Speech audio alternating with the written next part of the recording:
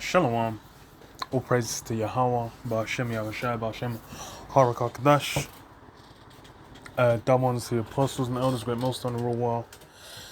And Shalom to all the brothers doing work considering truth. It's the brother man one from the GMS London camp. Got I'll read this first and I'll go to the article because for real. 2nd Ezra 16:17. Woe is me, woe is me. Who will deliver me in those days? And those days are real close. And this is on Yahoo News. World food costs at risk of soaring as China faces tough harvest. And yeah, that it's China's just the lot. Well, not even lost, just yet another bag on the pile of all the different places where where that famine is peak, man. That famine is gonna be kicking in, because there's hella places where they have food shortages. It's like even now, still, there's a shortage of workers, and that means that a lot of places where like they're not operating at full production. That goes for meat, for veg, for milk, all forms of products. There's all kinds of shortages in the UK. You got Brexit as one of the main culprits, and as well the present energy crisis, where it's like more or less every business relies upon fuel. Petrol is going to be involved because it's an island. They ain't nowhere where they're just it's in their backyard, all the products they need. Everything's getting shipped in, getting driven in, getting whatever. That shit takes fuel. And it's funny because even today while I was at work, one of the delivery services we use, they basically gave out a warning saying like, hey, we're having, there's less drivers available, like delivery drivers and whatnot. And they said we're not really sure why, but it's more likely than not because of the fuel shortage. Like a lot of people can't work because they can't get their hands on some fuel. Fucking legend, bruv. It's gonna be peak, man. What do they call it? The winter of discontent. It's gonna be immense. It's gonna be immense over here on this little island, this UK here, but the whole world. Because let's see what China's saying.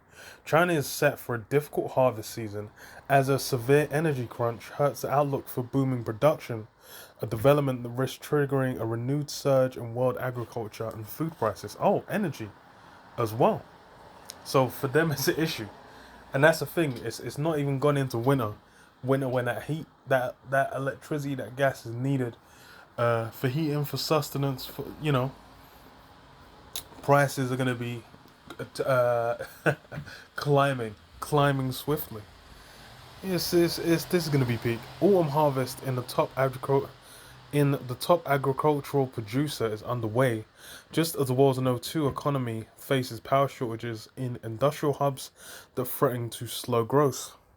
Among the worst hit northeastern provinces such as Jilin, Liaoning, and Heilongjiang, where about half of China's corn and soybeans are grown, the crisis is stoking concern that China will have a tough time handling crops from corn to soy to peanuts and cotton this year after some plants were asked to suspend or cut output to conserve electricity.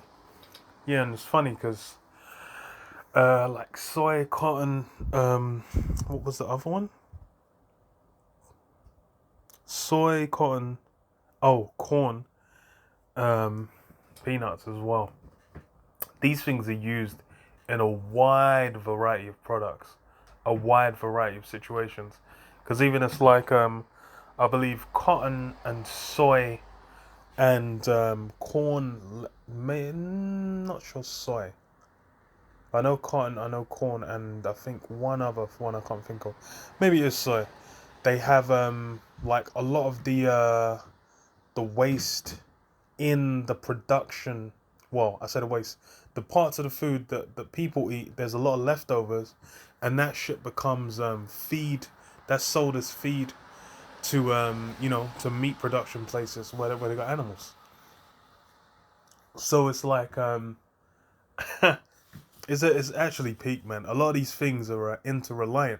So you get a stoppage or price hike in one area, it's going to be knocked on. Because if they're like, okay, we're making less, we're going to have to sell this at a higher price to make a decent cut, then the meat gets more expensive, then that's going to go up. Then, oh, the restaurants that are using both of those things are going to have to go up even more. It's peak. It's literally just, because it's all interlinked. It's that global economy where everyone's all relying on one another. They all get their things from 20 different places on the globe, all these different products.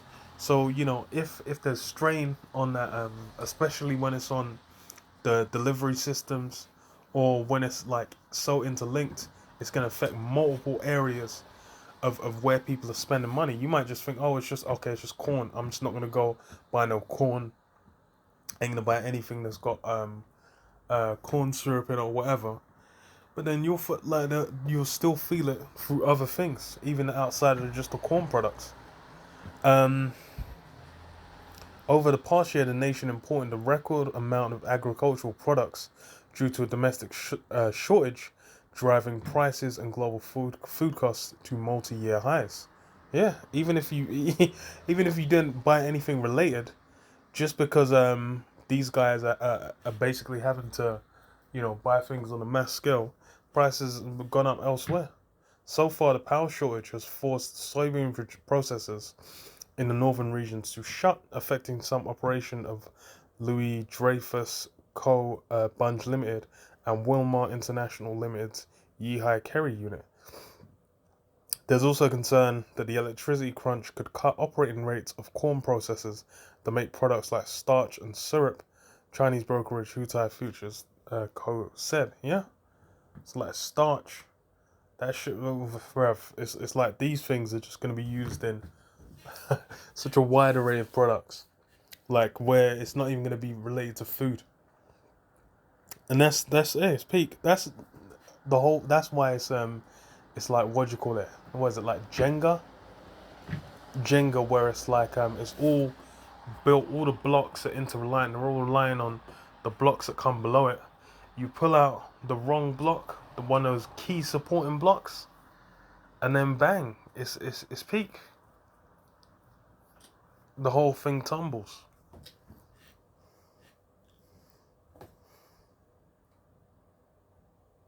The country needs to ensure sufficient power supply to keep up with expectations for a bumper harvest. This will affect the supply and prices of agricultural products, which is a matter of importance for the national economy and people's livelihood, according to Futures Daily, a state-backed media. Some companies have bought backup generators in case of prolonged power cuts, Futures Data reported, citing traders and producers. Electricity is needed to dry crops, an important process before storage and sale. Corn and peanut supplies may deteriorate in quality if they're not processed in time. Yeah. So there's all kinds of. That's the thing. It's people, like the way these things are done in the modern time. This shit is all, what's the word? Industrialized. No, it's not raw. It's. I think industrialized might be the word I'm looking for, because it's the one they say with robots, man. It's been automated. That's the one. It's been automated. This shit's all been automated. It's all been industrialized to where it's all machines, and it's all like, you can't just go in there and be like, okay, let's get 100 people, and then they'll replace a certain part of the process, because people ain't even been trained in those areas. People stop learning how to do that shit for a while because it's like, okay, there's been machines doing it. And people might be able to do it on a smaller scale, like for, I don't know, for organic or for whatever, for certain kinds of products. But you're not gonna have that on a mass scale where it's able to feed, huge countries. So it's gonna be peak. This winter is looking like it's gonna be out. It's gonna be dire. It's gonna be dire. So back in Second Esdras 16, the beginning of sorrows and great mournings, the beginning of famine and great death. The beginning of wars, and the powers shall stand in fear. The beginning of evils. What shall I do when these evils shall come? Yeah. What are you gonna do when the evils come indeed? Because that's the thing. It's getting hella peak. It's getting cold. It's getting messy. People are really not prepared as well for any form of hardship, especially on that scale. They're thinking like, well, they've been in a mindset like everything's back to normal. It's all tickety boo, man. It's just hella bliss right now. But that's that's because they're willfully ignorant. They're basically closed their eyes to what's going on.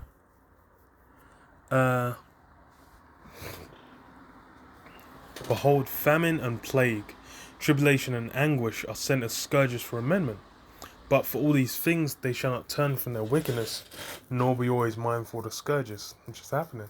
These guys are basically trying to, utilize Esau's technology, that wisdom has been given to try and circumvent the punishments and judgments. That's why you have laws in place. That's why you have certain ways you're meant to deal with the earth, certain ways you're meant to deal with the planet, certain ways you're meant to deal with other people. All these things have been put down in the laws for, why? Because you lean upon it. That's where life resides, man. That's where you can actually sustain yourself, man. But indulging in the flesh is the opposite, because then you're bringing heap and destruction upon yourself. And that's why the scourges are meant to be there to be like, oh, turn you back to like, okay, this is how we're meant to be operating. It really only applies to Jake, because the law was given unto Jake. But what it's the whole world is basically being scourged.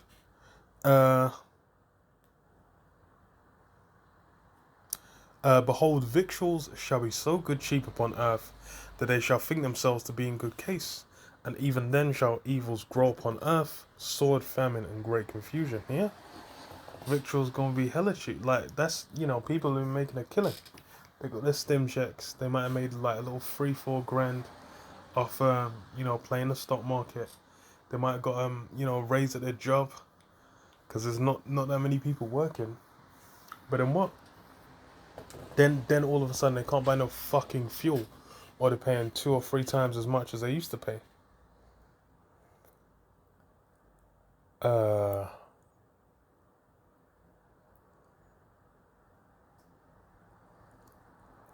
Think themselves to be in good case. Even then shall evils grow up on the earth, sword, famine, and great confusion. And many of them that dwell upon earth shall perish of famine, and the other that escape the hunger shall the sword destroy. And the dead shall be cast out as dung, and there shall be no man to comfort them, for the earth shall be wasted, and the cities shall be cast down. Yeah? So it's gonna, hit a scale where it's gonna basically go to to an incredulous level, man. It's gonna be wild. And that's, the famine's a heavy portion of that, man. Heavy portion. And there's people that might, eat little Cindy's leg, to survive. They might stumble upon someone's storage of of tinned beans and whatnot, to be able to make do for a little while. But then what? In the end, even if they escape the hunger, then there's still the sword. There's myriad avenues by which the judgment's gonna touch them, man. It's gonna be peak. But yeah, I'll leave it there. Shalom. Yabashim and Shabashim Kakadash. Shalom.